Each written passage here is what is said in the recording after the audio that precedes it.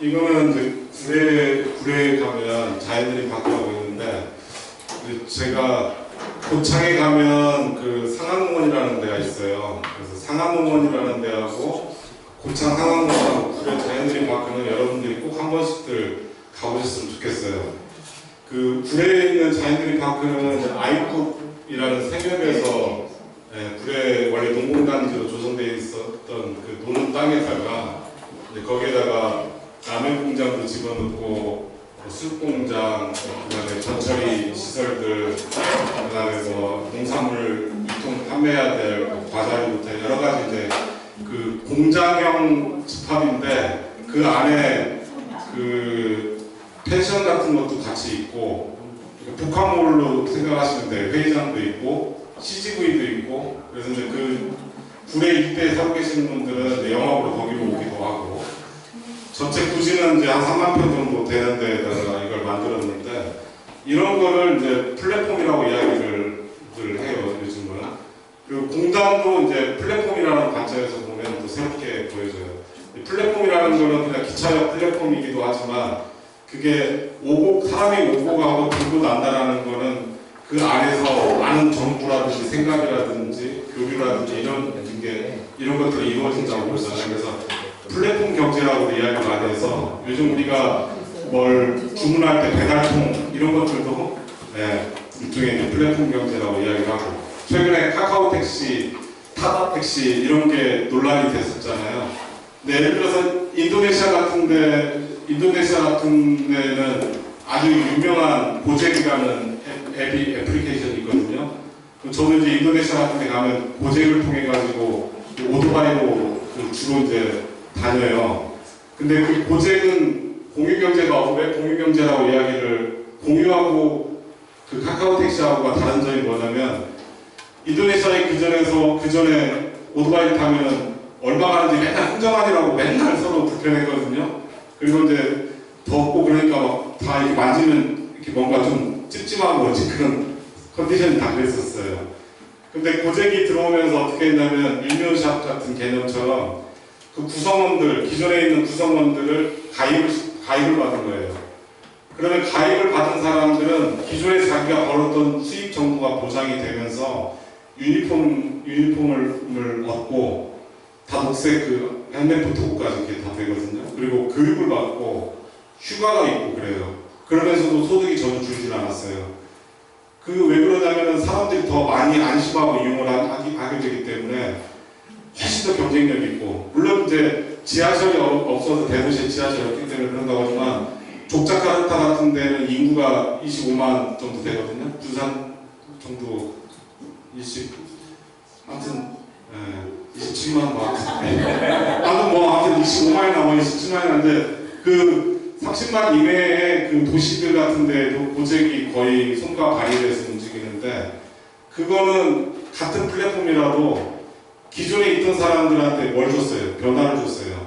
변화를 같이 누리게끔 파트너가 돼서 같이 누리게끔 했죠. 서비스 질을 높여서 기업도 수익을 챙기고 거기서 일하는 사람들도 수익을 챙겨서 안전한 직장이 되고 이런 시스템을 구축한 게 이제 그쪽의 사례고 우리나라는 어떻게 돼요? 우리나라는 그냥 통째로 플랫폼 시장 놓고 막 무한 경쟁을 하자고 이야기를 하니까 한편으로는 더 나은 서비스가 올 거라는 기대감도 있지만 한편으로는 지금 시장에서 강제로 퇴출돼야 될 사람들의 저항이나 분노에 대해서도 씁쓸한 마음으로 지켜볼 수가 없는 그런 상태죠. 이게 진짜 혁신이라는 거는 플러스 되는 것 같아요. 그러니까 많이 가져갈 수는 없지만 전체적인 플러스 상황을 개선해 나가는 그런 이제 목표를 갖게 되는 거죠. 여기 보면 구례 자연드림 파크 같은 경우 보면 여기도 농수산물 뭐 유통이나 또 식품산업 뭐 애간 클러스터 같은 게 있어서 익산하고 군산하고 접경지역 같은 데는 그런 것들이 많이 생기고 그러잖아요. 또 지역에 보면 농수산물 대학도 있고 농진청도 지금 여기 전라도에 와 있고 근데 김제에서 제가 경험을 했지만 그 마을 이장단 회의를 할 때 한 200명 정도 이장님들이 모이는 데에서 제가 여쭤봤는데 농진청이나 농촌대학이나 이런 데 사람들 구경을 못했다는 사람들이 99%예요. 그러니까 농업 관련 기관들이 이전에 왔는데 가장 그 농촌에서 일하는 가장 기본적인 리더들이 그런 사람들하고 이제 소통이 없는 거예요. 바로 지척이잖아요. 가보지도 않았다 온 사람도 많고. 그러니까 이거는 이제 우리가 뭐 균형 발전이나 뭐다 해가지고 했던 것들도 다 무색하고 민망한 거거든요. 군산도 마찬가지죠. 우리가 어시장 하나 정말 그 딱 봤었을 때 어떨까 이게 생각해 볼 수가 있잖아요. 다 돈 들여서 뜯어 고치기 전에 어떤가, 어떻게 돌아가고 있는가, 나한테는 무엇인가, 군산한테는 어떤 의미가 있는가, 바깥의 사람들한테는 어떻게 보여지는가, 이런 생각의 시간이 필요한 거죠. 우리가 보통 부실하다, 돈을 잘못 썼다, 문제가 많다 이런 것들은 어떤 게 부실해요? 기획이 부실해요. 공사를 하는데 도로를 가는데 사전에 땅을 매입을 안 한다든지 큰 그 소음이나 뭔가 민원이나 소지가 있는데 거기다 선을 긋는다든지 이런 게 다 어떤 부실이에요. 기획관계의 부실이에요. 공사하고 있는 사람들한테 너 부실 공사한다고 이야기해요? 아니잖아요. 공사하는 사람은 분명히 깔리는 대로 열심히 딱 하고 있는데 민원이 발생이 되면 어떤 문제예요? 예측할 수 있는 문제잖아요. 다 기획을 하는 문제고 한두 번 따라하는 것도 아니고. 마찬가지로 우리가 어떤 지금 대하고 있는 군산의 현상들이나 문제를 바라볼 때에는 이게 왜? 라는 질문 이전에 왜라는 질문이 근본적이고 빡 치는 질문이기도 하지만 무엇인가 라는 거에 대해서 질문할 줄 알아야 되거든요. 저것은 나한테 무엇인가? 저것은 군산한테 무엇인가? 경포천은 나한테 무엇인가? 군산한테 무엇인가? 조선소 자리는 군산한테는 무엇이고 나한테는 무엇인가? 뭐 이런 것들이죠. 지금 여기는 대북동 이런 것들이. 그래서 이걸 좀 앞으로는 생각을 많이 해야 돼요. 이런 파크 개념이라든지 여러 기능들이 같이 모여서 새로운 기능으로 사람들한테 보여줄 수 있다. 사람을 끌어모을 수 있다. 이런 것들인데 여기는 이런 거예요. 미디어 아트라는 게 예전에 같으면 IT 같은 거면 IT라는 생각할 거 아니에요. 그 과기대나 카이스트나 이런 데 산다고 생각했을 거 아니에요. 근데 여기 린츠라는 도시는 린츠에 갔었을 때 보니까 여기는 그 되게 이제 조선업이나 이런 거가 자동차, 조선 이런 쪽에 굉장히 강했던 도시인데 여기가 이제 폭망하고 난 다음에 아시아한테 다 뺏기고 난 다음에 그쪽 지대에 음식을 만드는 사람하고 예술적인 작업을 하는 사람하고 IT 기술자들이 같이 모여가지고 1년 동안 그 공동의 그 과제 같은 코워킹이라고 그러는데 공동의 과제를 수행해서 1년에 한 번씩 그걸 발표하는 거를 축제로 만들었어요. 그 발표회 하는데 이제 아르스 페스티벌이라고 그러는데 아르스 페스티벌에 그때 이제 초대를 받아가지고 갔는데 가서 보니까 한국 사람도 있더라고요. 그러니까 근데 한국 친구는 3명이 있었는데 한 명은 이제 그 미디어 아트라는 분야를 하는 친구였었고 나머지 2명은 예술가가 아니라 이제 뭐 장사하거나 사업하거나 하다가 이제 망해가지고 어디 신청해가지고 이렇게 흘러 들어왔어요. 청년들이 이제 3명이 있었는데 그 청년들한테 이제 너는 뭐 하면서 지내냐 이제 물어보니까 그 컴퓨터 모니터 같은 걸 놓고 이제 기술 같은 걸 같이 배운다는 거예요.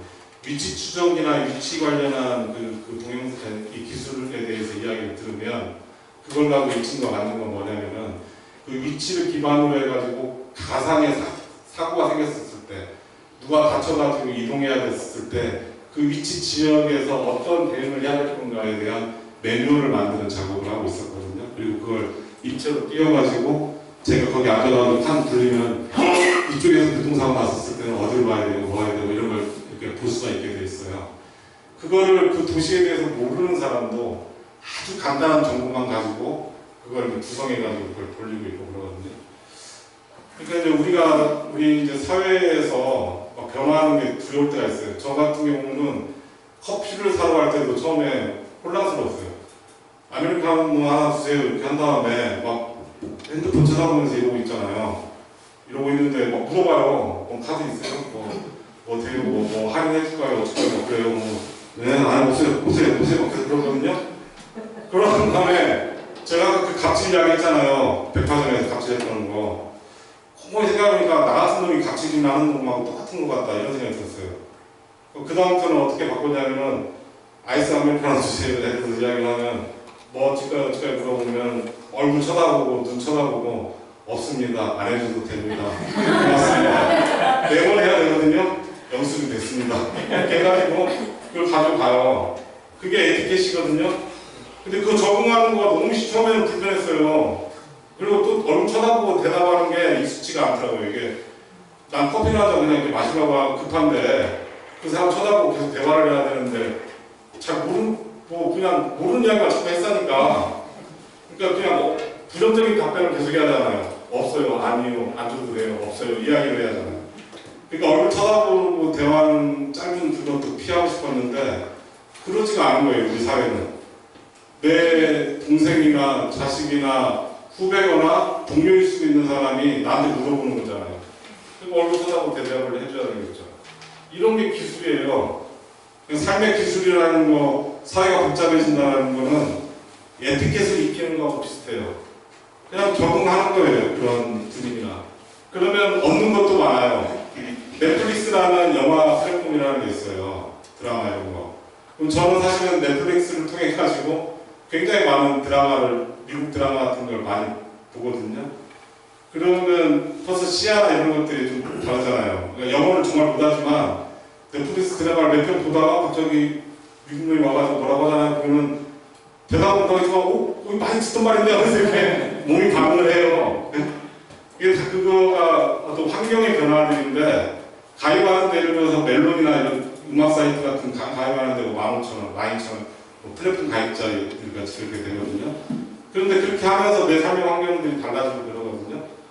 그래서 제가 이제 요즘 친구들 만나면 경로당이나 이런 데 사실은 그런 걸 아이패드 같은 거나 넷플릭스 가입하거나 이런 걸 사실은 알려드려야 되는데 멜론이나 이런 거. 그래서 우리 아버지 같은 경우가 이미자 노래를 되게 좋아하시는데 이미자 노래를 아버지가 지금 85이거든요. 아버지가 어떻게 들어요? 그냥 손가락 하나 닦아보면 이미자 노래가 밤새 하루 종일 나오는데 사실 한 달에 12,000원이면 아버지가 이미자 노래를 그냥 그렇지 둘이 들 수 있으니까 10,000원만 부담해서 엄마 아빠 7,000원씩 내서 둘이 나눠서 들으라고 해도 되거든. 그러니까 이런 사회가 왔어요. 그러니까 기술이나 이런 것들이 발달됐다고 하는데 어떻게 보면 웃기는 거잖아요. 이게 뭐라고? 이 귀찮은 전화기 하나가 얼마나 대단한 혁신이고 이것 때문에 내 인간이 얼마나 됨됨이가 나서졌다고 이렇게 호들갑을 떨고 뭐 화해의 문제 가지고 미국하고 중국이 막 싸움이 어떻게 가고 막 그러잖아요. 아무것도 아니잖아요. 어떻게 보면 이거 국가에서 있으나 없으나 없어서 잘 살았는데 그럼에도 불구하고 우리가 변화하는 현실, 변화하는 삶, 변화하는 환경에 대해서 조금 습관이나 또 이용하는 입장이나 또 그런 것들에 대해서 생각을 해볼 수가 있는 거죠. 그런 건 뭘까? 그런 애가 맨날 적응만 하고 혼자 노는 것 같은데 무한한 대화를 하고 있을 거 아니에요. 애를 쳐다보면서. 쟤는 누가 저렇게 많은 대화를 하고 있을까? 네? 근데 우리도 어렸을 때 그랬거든요. 우리 큰어머니는 제가 중학교 1학년 때 큰집에 가가지고 닭하고 뭐 이렇게 닭 안고 이렇게 뭐 하고 있으니까 아직도 닭하고 이야기하냐고 물어보더라고요. 그러니까 제가 어렸을 때부터 닭이랑 막 돼지랑 막 말을 많이 하고 이야기를 많이 하니까 내가 중학교 다니는데 아직도 닭하고 이야기를 하고 있나. 근데 그냥 그런 거 같은 거라고 생각을 해요. 내가 닭하고 뭐 나무하고 막 이야기를 많이 하고 고등학교 때까지도 사실은 나무하고 막 이야기했고 수능고등학교에 막 교정에 베트남 크게 있어 나중에 벼락 맞아서 없어졌는데 답답하고 그런 그 나무 앞에 앉아가지고 편지 쓰듯이 대화도 했고 막 그랬어요. 그게 그냥 조금 상대나 환경이나 이런 게 바뀌었을 거라고요. 근데 이 바뀌고 있는 변화하고 있는 것들을 조금씩 이해를 해주고 따라가 보고 거꾸로 어떻게 적용하면 더 나아질 수도 있다. 조금만 적용을 달리하면 엄청나게 힘든 문제, 해결하기 어려울 것 같은 문제도 해결할 수 있다. 라는 생각까지 도달한 거가 굉장히 많이 이제 나오기 시작합니다. 아까 제가 주차장도 그렇게 편하게 쓴다고도 이야기를 했었지만 많은 사람들이 이제는 조금 더 빨리 소통하고 많이 소통하고 질적으로 새로운 환경을 만들어 나가는데 좋은 기술들이나 이런 것들을 활용을 하고 그렇게 하고 있죠.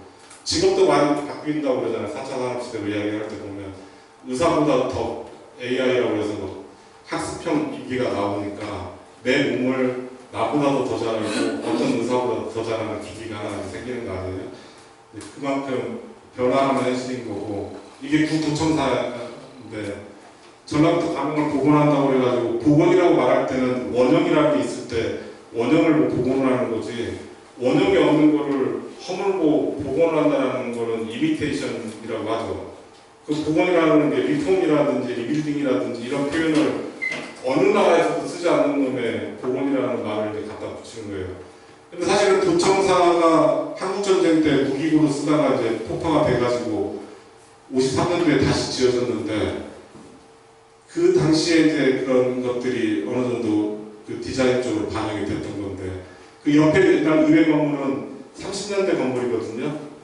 일제시대 때 지어진 건물 의회로 썼다가 흙으로 속이 이제 흙으로 돼 겉에가 마감이 조적으로 되어 있는 건물이었었는데, 그 건물 70년대에 지어진 건물, 이 맞은편에 그 북측경찰서 주변 쪽에는 옛날 일제시대 때 썼던 작업창고랑 농협창고랑 이런 창고들 건물들이 업무 공간하고 같이 있어요.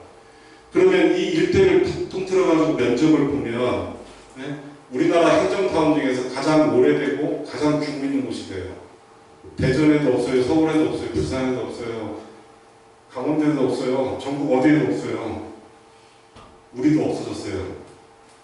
전북도. 전라북도 도청사 일대 그 면적은 우리나라에서 유일한 행정타운이었거든요. 30년대 이후에 지어진 가장 넓은 면적이었어요. 근데 그 제가 그래서 48시간 동안 단식을 하면서 혼자 싸웠거든요. 차라리 호텔로 하라고, 차라리 고쳐가지고 호텔로 하고 지하에다가 옛날 전라 가명을 복원하는, 이게 스페인 바르셀로나 가면 뭐 가우디가 죽을 때까지 지었다는 건물이 그 성당이 있잖아요. 네? 파빌리아 성당은 가우디가 아무튼 도면 보고 나오다가 교통사고로 죽었다고는 드라마까지 다 붙여져가지고 지금도 공사를 하고 있거든요. 그 공사를 하고 있는 게 중요한 게 아니라 제 눈에는 그 공사를 하고 있는 지하 땅바닥에 박물관이 있어요. 이거는 모래주머니를 다 달아가지고 가우디가 거꾸로 매달아서 이 파빌리온 성당의 최종적으로 지어진 모습을 상상해놓는 그 구조거든요. 그리고 그때부터의 피지나 종이나 변천들이 붙어 있어요. 잉크나 재질이나 이런 것들이. 수백 년 동안 어떻게 이거를 축적시켜 왔는가에 대한 자료가. 우리는 없잖아요. 사라당 하나 복원하려고, 뭐 전라도를 복원한다고 하는데 땅 파도 잘 안 나오고 뭐가. 딱 하나 있는 게 사진 하나 있는데 선화당 앞에서 사람들이 앉아서 사진 찍은 거. 부조건물은 보이지도 않아요. 없어요. 옛날 지도, 고지도에 있는 거. 고지도에 있는 거가 이게 구체적으로 나와 있어요? 형태가? 위에서 내려다보고 지붕이랑 이런 거밖에 없어서 그냥 말하자면 어디에 배치되어 있다는 배치 도면이지 아무것도 없어요. 그걸 복원한다고 30년대 이래 가장 그냥 중심적인 기능을 해왔던 건축 구조들을 다 없애버렸어요. 이거라도 남겨놓자고 그랬어. 이거라도. 여기 들어가는 계단이 예쁘거든요. 그거라도 잘라가지고 거기다가 좀 보관을 해라. 박물관 옆에다가 세워놓든지 어떻게든지. 다 날려버리잖아요. 이런 거. 사라지는 거예요, 영원히. 근대유산이라는 거는 말 안 해주면은 역사책 여러분들 책이나 이런 것도 보세요.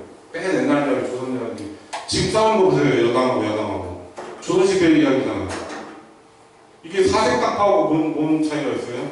맨 서민들 살고 우리 현실의 역사의 변화나 이런 거에 대해서 관심을 하나도 안 기울이면서 맨 옛날 이야기만 했었고 누가 오는 어쩌면 48년도에 건국이 되면 어찌고 1919년에 건국이 되면 어째요. 나 아무 생각도 안 해요. 그게 임시정부가 건국의 대통령, 임시정부 할 때도 저기 이승만 아니에요? 초대 대통령이 48년도에 건국돼가지고 뭐 다국정부 할 때도 이승만이잖아요. 어차피 개칭 좋진 않아요. 어떻게 보면 그냥 역사로 보면.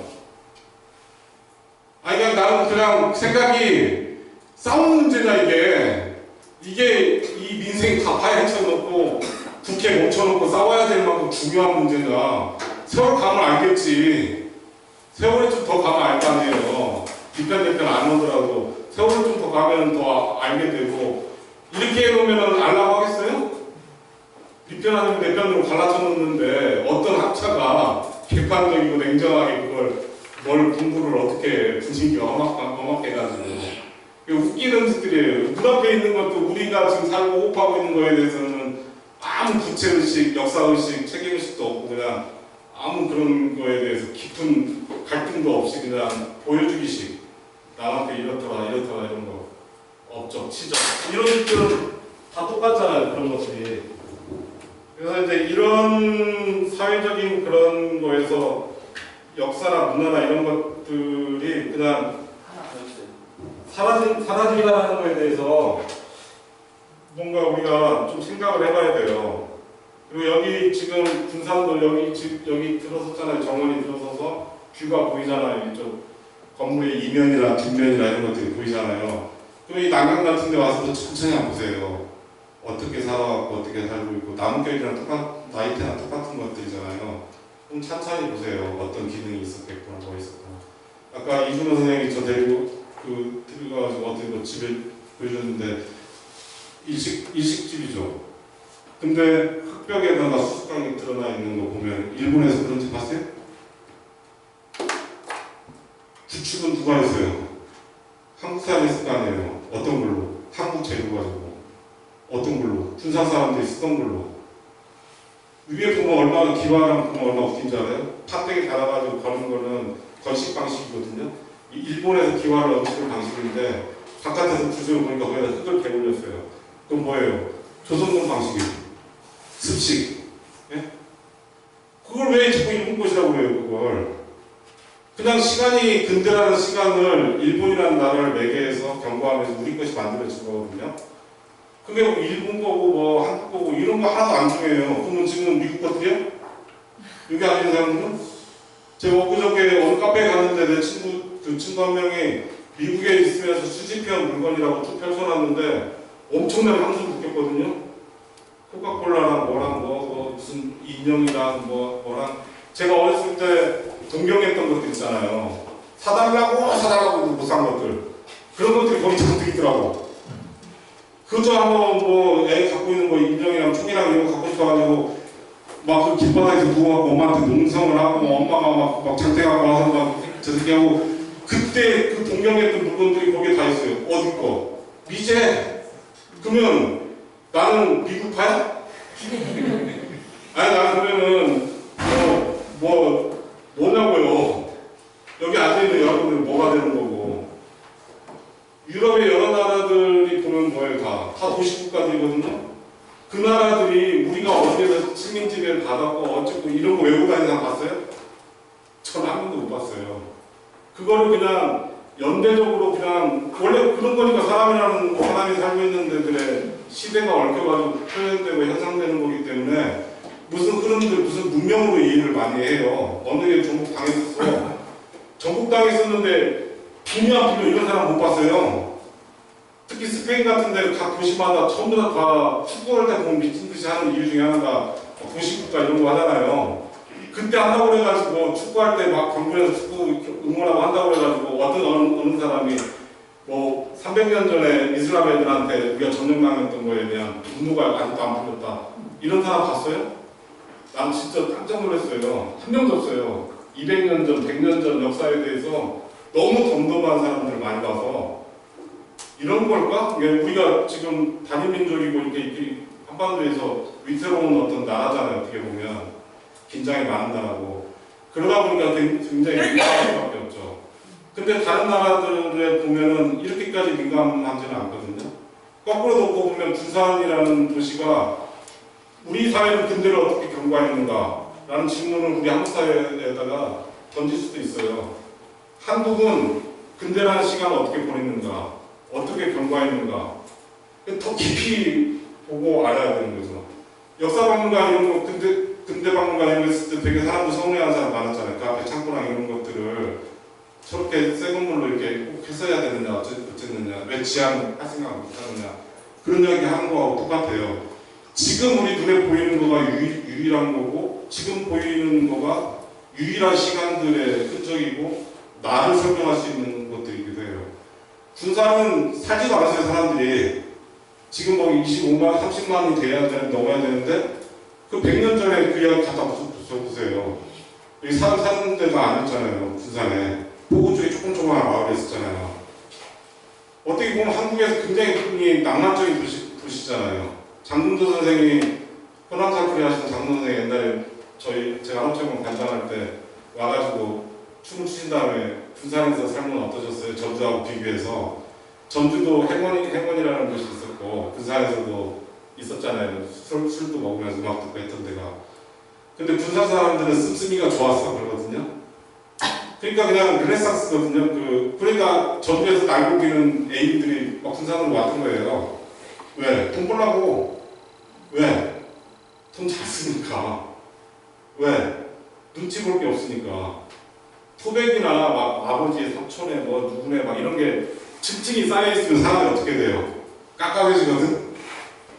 군산인이 그때보다 지금이 더 작았겠어요? 그때보다 지금 보는 분들이 너그러웠겠죠. 너나 할 것 없이 다 새로 입주해 온 사람들이기 때문에 액티브한 도시였을 거 아니에요. 지금 군산을 생각해보세요. 지금 청년들이나 보통 나이가 어린 사람들 바라보는 어른들의 시선을 한번 생각해보세요. 옛날 화려했던 군산의 그 모습이라는 거는 인구가 많았기 때문에 그런 게 아니에요. 유럽도 30만 이내의 도시들이 대부분이에요. 60만, 50만 이렇게 되면 대도시라고 그러지 흔하지도 않아요. 10개도 안 돼요. 영국 같은 나라에서도. 그런 도시는. 다 독일이든 어디든 영국이든 프랑스든 전부 다 가보세요. 도시들을 보세요. 다 29만에 30만 사이즈거든요. 16만 사이즈. 뭐 세계적인 영화제 하는 그런 프랑스에 있는 니스 같은 나라 이런 데도 가보세요. 15만이에요, 인구가 그렇고 예산을 보세요. 시정부 예산. 유럽에 있는 시정부 예산이 한 2배 정도 될 거예요. 우리나라 이 시정부 예산이.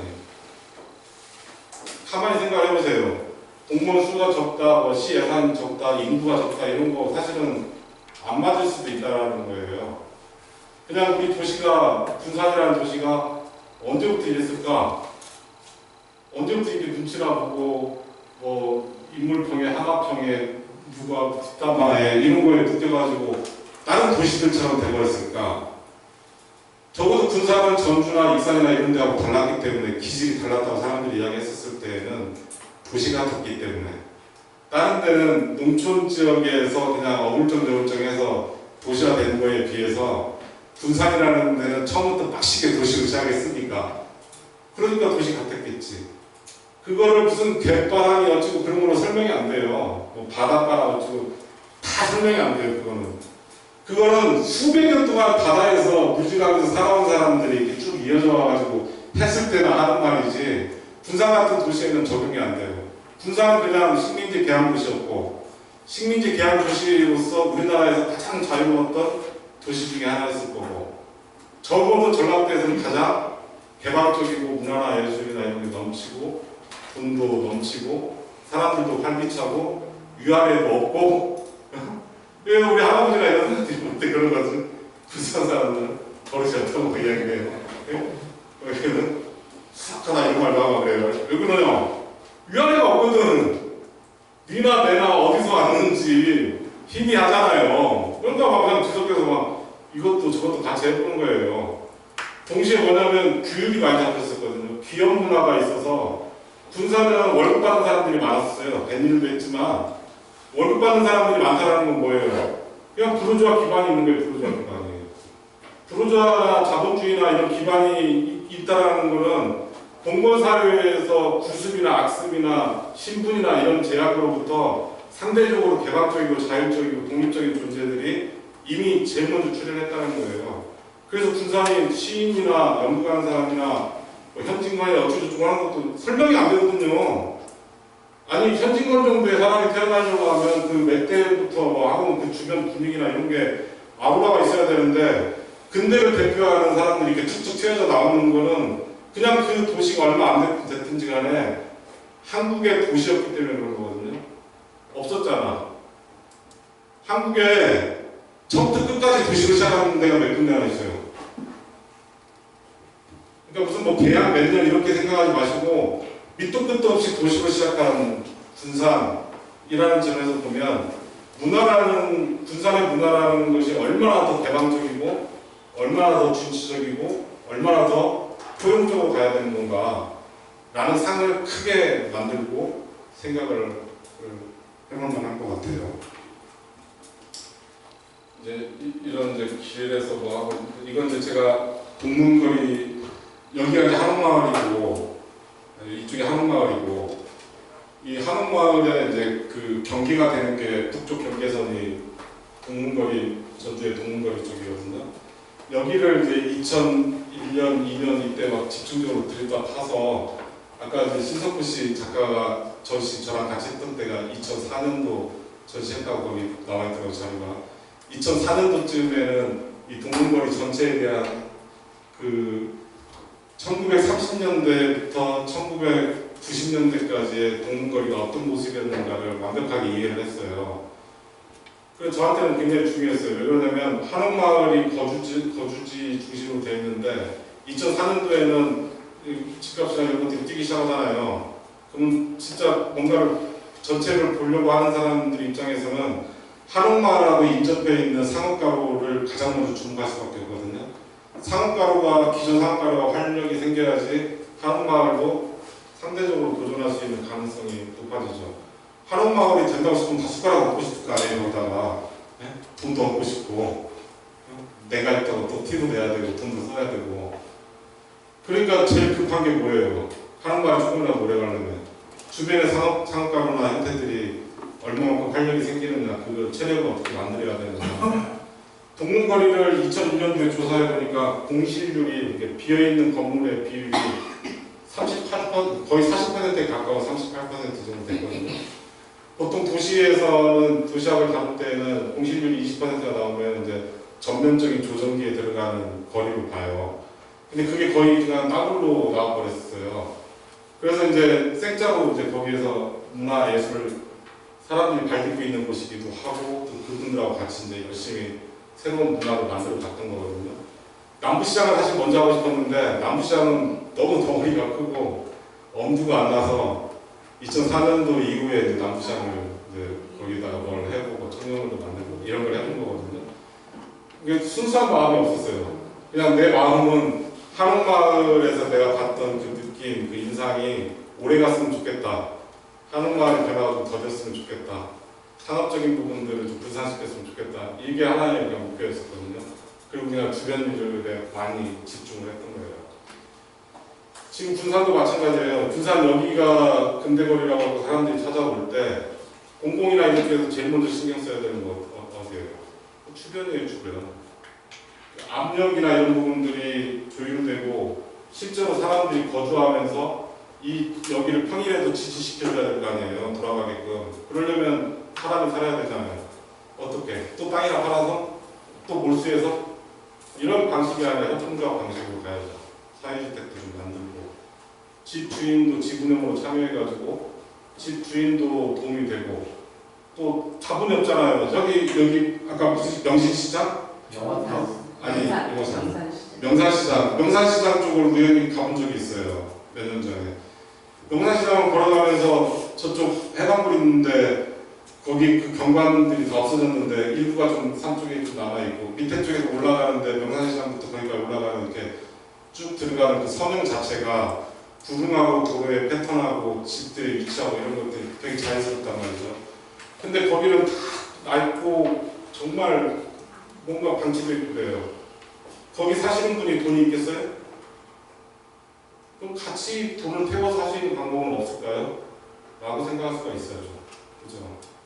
나 개인이 돈이 없으니까 막 그럼 나가 많아요. 그럼 냅둬?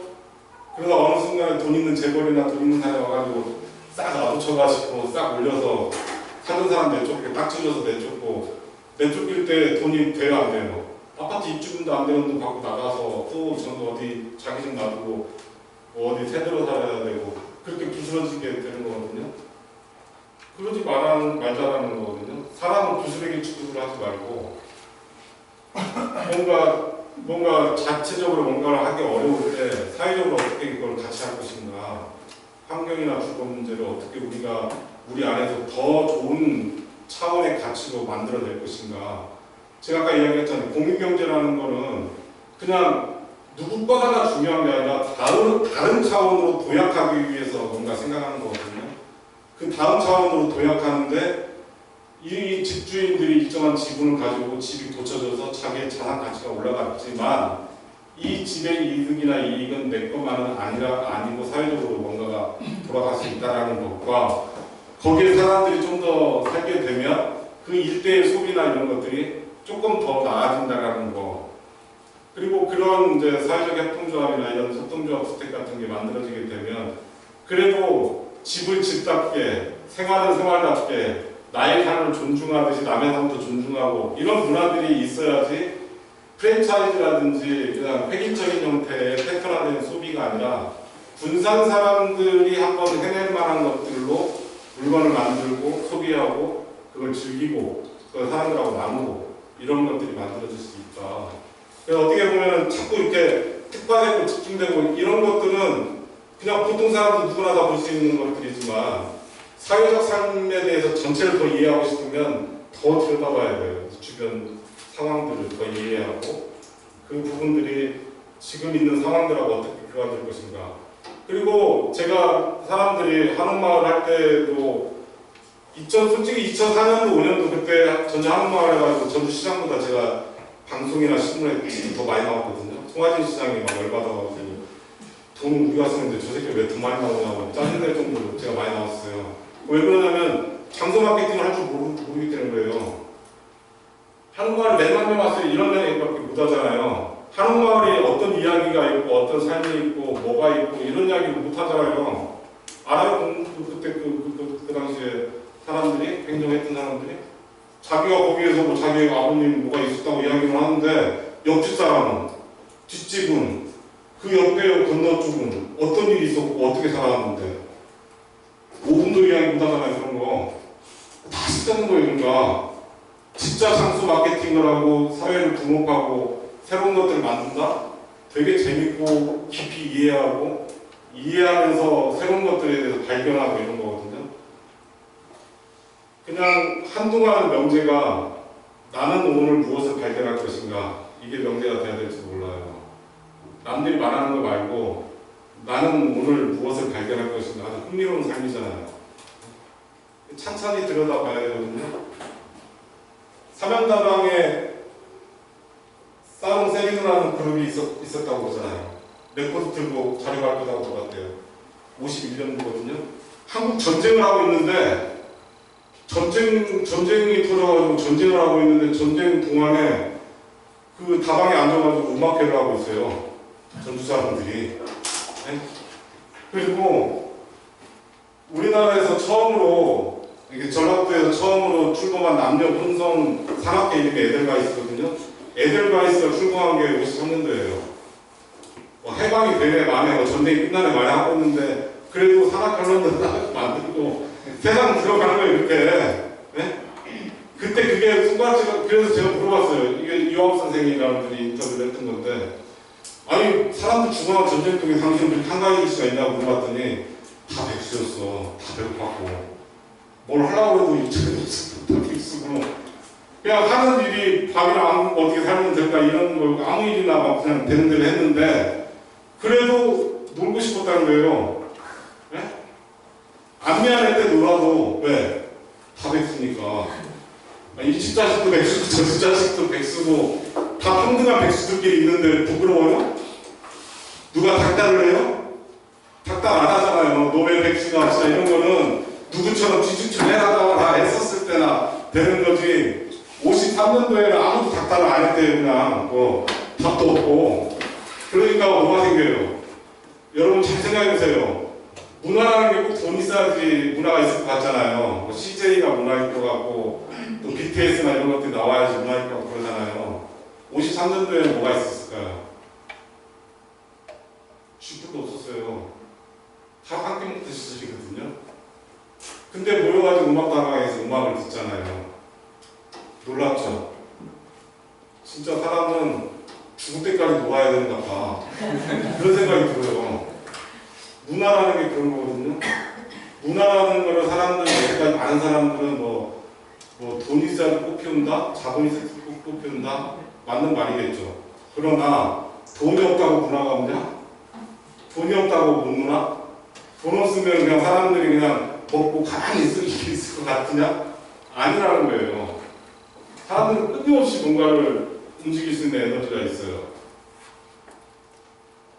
이때 보면 1인 생산, 1인 유통, 1인 판매예요. 신발도 만들어요. 네? 지금 생각해보세요. 지금 사회에서 시계도 제가 시계 고장나면 맡기잖아요.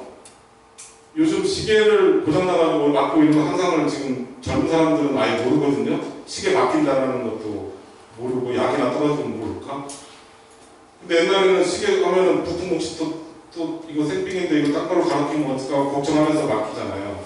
네? 신발도 다 하고 저희 심지어 제가 병원 입고 다닐 때는 신발으면은 꺾어내져가지고 이게 가다가 잘 나온다고 그래가지고 아무튼 양국점 가서 특별하게 주문을 하거든요. 요즘 그런 거 없잖아요. 좀 맞춰 입고 뭐 하는 게 거꾸로 보면 거의 대부분의 생산적이라는 게 장사꾼이 장사만 했을 거 같다는 거예요. 요즘 그걸 뭐라고 그러는지 아세요? 랩이라고 해요. 랩. 랩 뭐 이런 이야기 들어보셨죠? 왜 랩이라고 그래요?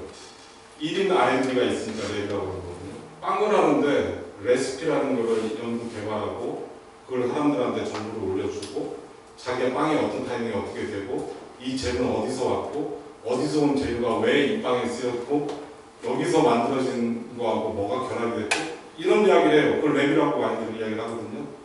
그게 뭐예요? 60년대 해봤던 거예요. 60년대에 우리 아버지 어머니들이 장사하는 정부에 앉아가지고 계속 뭐 만들고 뜨개질 우리 엄마랑 이모랑 막 맨날 뜨개질하고 수사를 막 그래요. 모자 만들고. 저는 어렸을 때 기성복 좀 입고 싶었어요. 기성복. 기성복이라고는 추리닝밖에 없었거든요. 고등학교 다닐 때. 맨 엄마가 쪄준 거. 겨울에도 불이 쳤어. 한 7마리. 뭐라고 해요? 쪄서 산 거. 아무튼 뭐 가디건이든 굿가이 무슨 말이지. 뭐 아무튼 네,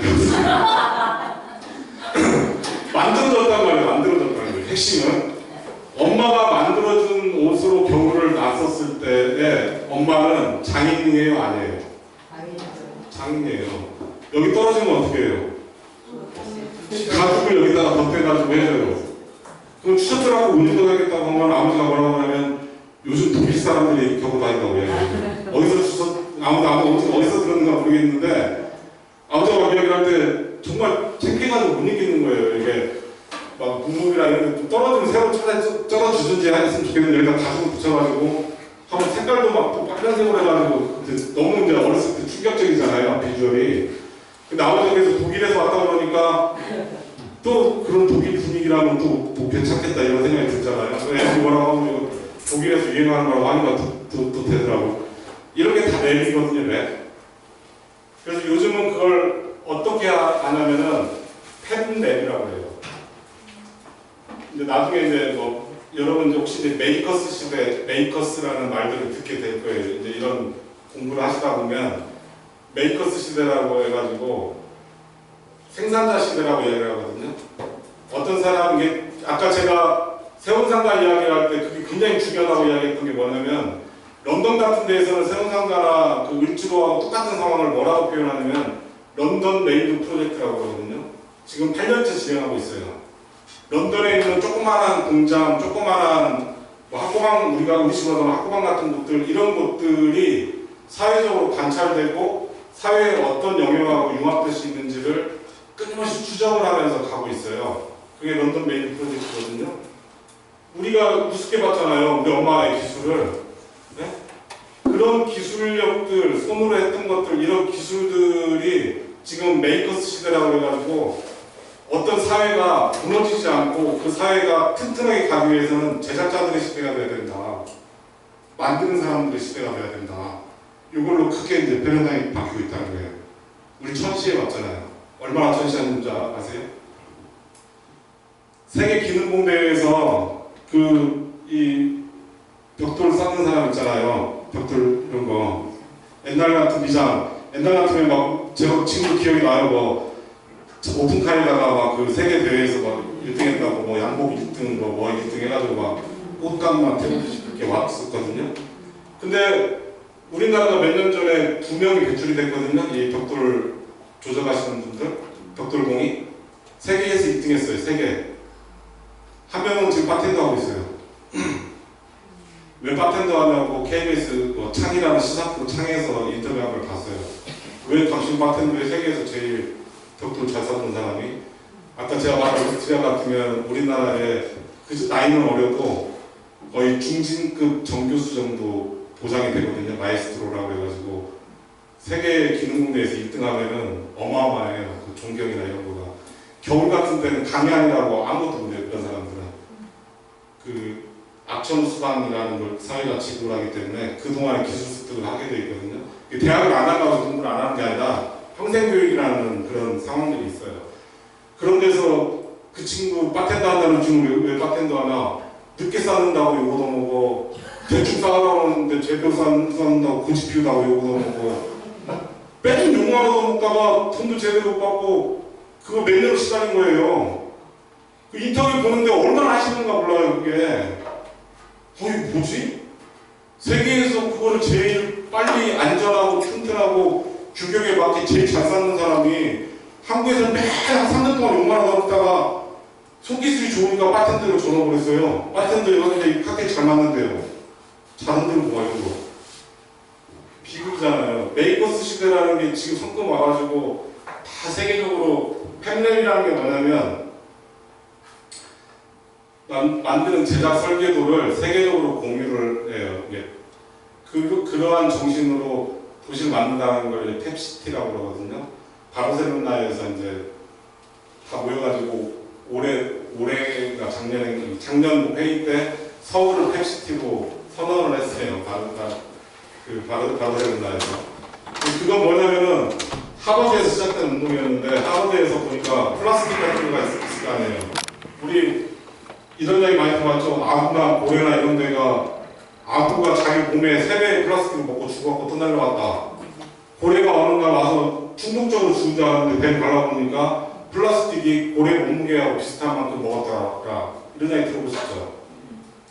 그런 충격적인 사건이 터지면서 어떤 일이 벌어졌냐면 이 플라스틱을 잘게 쪼개서 재활용하는 데까지의 그런 과정을 기계적으로 해결하는 기계의 데이터, 설계 도면 이런 것들을 누군가가 띄웠어요. 왜? 이걸 대량으로 생산해가지고 하려면 또 뭐 시장성이 있네, 수시 타산이 많네 이런 문제가 되지만 한두 사람이라도 이걸 만들어갖고 옆에 놔두면 몇 사람 거라도 해결을 할 수가 있잖아요. 플라스틱 문제를. 네? 그래서 걔네들이 한 게 뭐냐면 포기를 한 거예요. 뭘? 저작권을 포기를 했어요. 내가 이걸 해가지고 이거 팔아서 돈을 벌 수도 있겠죠. 근데 벌려고 하는 동안에 투자를 받아야 되고 뭐 하다 보면 내가 더 이상 내 뜻대로 가나 그게? 자본의 뜻대로 해서 어떻게 해서 엄청 깽통하게 쓰여지겠죠. 근데 그거를 그 사람이 고심을 해가지고 그 연구소에서 이걸 공유를 하고 싶다고 하니까 그 도와주겠다고 해가지고 그 교수가 나서가지고 그걸 공유하는 원리 같은 걸 도와줘요. 그렇게 해서 생긴 거예요, 팬랩이라는 게. 전 세계적인 현상이에요, 팬랩이라는 게. 그래서 제작 노하우, 제작 원리, 제작 설계 이런 것들을 공유해버려요. 돈 안 받고. 저작권 있어요, 없어요? 없어요. 매끄러워 우길 수 있어요, 없어요? 없어요. 문제를 해결할 수 있어요, 없어요? 많은 문제를 해결할 수가 있어요. 우리 사회에서 돈이 안 된다고 생각했던 것들을 도네이션 방식으로, 그걸 이제 크라우드 펀딩이라고 그러거든요. 구름 같은, 뜬구름 잡는 이야기 같은 돈이에요. 직접적으로 나한테 이해관계가 없을 것 같은 뜬구름 같은 돈들이 모여가지고 펀딩을 해줘서 그 사람들의 제작을 통해가지고 사회적인 이득이 생기거나 경제적인 이득이 생기면 그걸 쉐어하는, 나누는 거거든요. 그래서 클라우드 펀딩이라는 게 또 있죠. 그래서 이 앞으로의 사회라는 거가 그냥 독점적인 형태의 공유문화라는 게 있고 문제를 해결하겠다라는 측에선 공유문화가 있고 이런 쪽으로 이제 크게 나아가고 있는 거죠. 그러려면 기본적으로 문제를 알아야 되는데 문제를 알려면 이걸 알아야 돼요. 이야기를. 우리 살아왔던 이야기, 삶, 우리가 어떤지 이 점포를